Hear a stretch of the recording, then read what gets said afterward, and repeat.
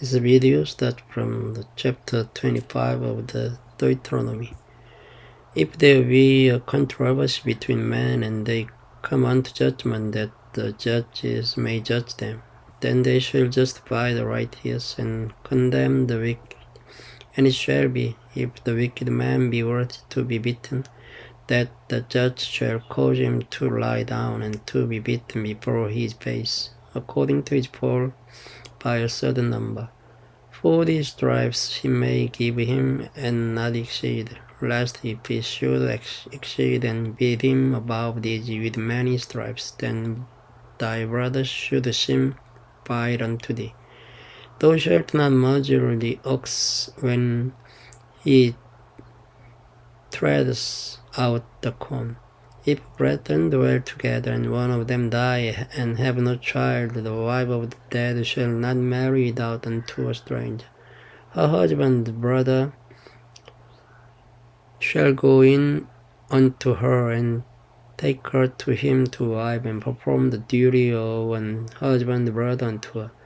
And it shall be that the firstborn which she bears shall succeed in the name of his brother which is dead, that his name be not put out of Israel.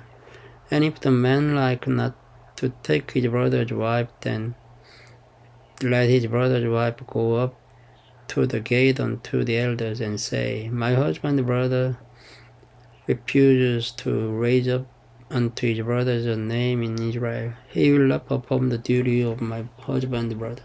Then the elders of the city shall call him, and speak unto him, and if he stand to it, and say, I like not to take her, then shall his brother's wife come unto him in the presence of the elders, and loose his shoe from off his foot, and spit in his face, and shall answer and say, So shall it be done unto the man that will not build up his brother's house, and his name shall be called in Israel, the house of him that has his shoe loosed. When men strive together one with another, and the wife of one draws near for to deliver her husband out of the hand of him that smites him, and puts forth her hand, and takes him by the secret, then thou shalt cut off her hand, thine eye shall not pity her. Thou shalt not have in thy backdriver's weight, a great and a small.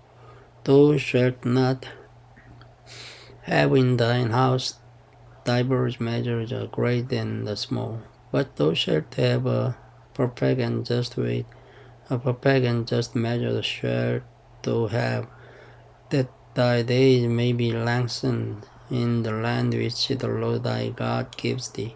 For all that do such thing, and all that do unrighteously, are an abomination unto the Lord thy God.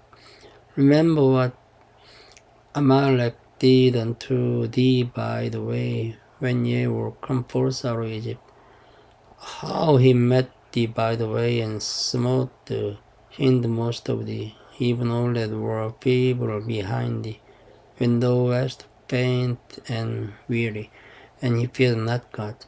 Therefore it shall be, when the Lord thy God hath given thee rest from all thine enemies round about, in the land which the Lord thy God gives thee for an inheritance to possess it, that thou shalt blot out the remembrance of Amalek from under heaven. Thou shalt not forget it.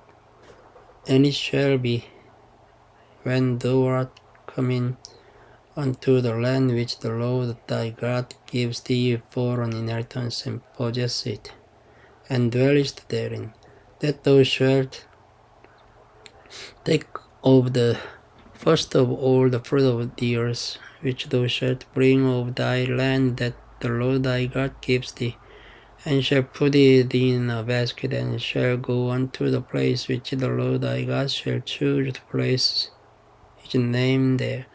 And thou shalt go unto the priest that shall be in those days, and say unto him, I profess this day unto the Lord thy God, that I am come unto the country which the Lord sware unto our fathers for to give us. And the priest shall take the basket out of thine hand, and set it down before the art of the Lord thy God.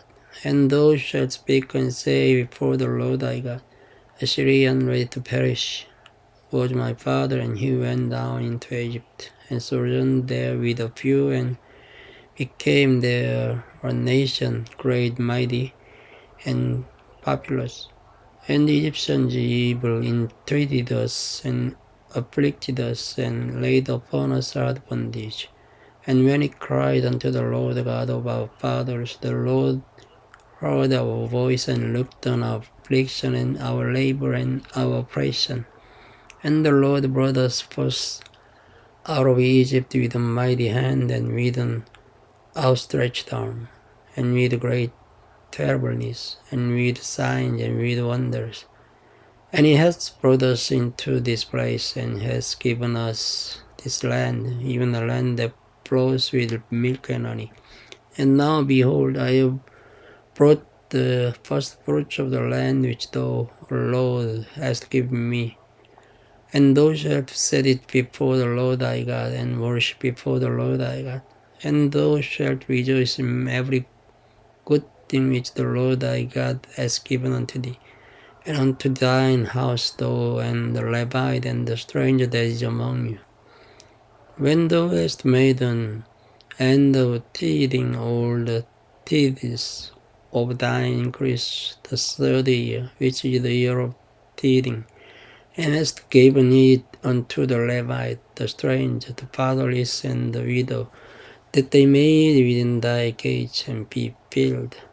When thou shalt say before the Lord thy God, I have brought away the hallowed things out of mine house, and also have given them unto the Levite, and unto the stranger, to the fatherless, and to the widow, according to all thy commandments, which thou hast commanded me. I have not transgressed thy commandments, neither have I forgotten them. I have not eaten thereof in my mourning, neither have I taken away aught thereof for any unclean use, nor given aught thereof for the dead. But I have hearkened to the voice of the Lord my God, and have done according to all that thou hast commanded me.